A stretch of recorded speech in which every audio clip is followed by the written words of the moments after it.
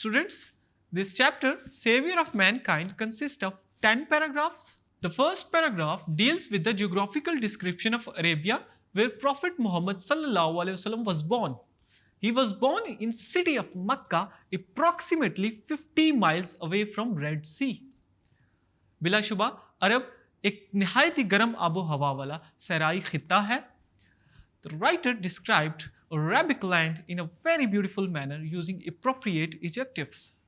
For example, he used the word unparalleled to compare the beauty of Arab with the other parts of the world.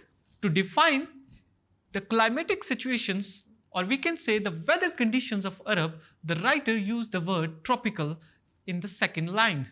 This word means extremely hot weather conditions. So we can infer easily that the Arab is a land with extremely hot weather. So this was all in this paragraph. Hope you understand it well.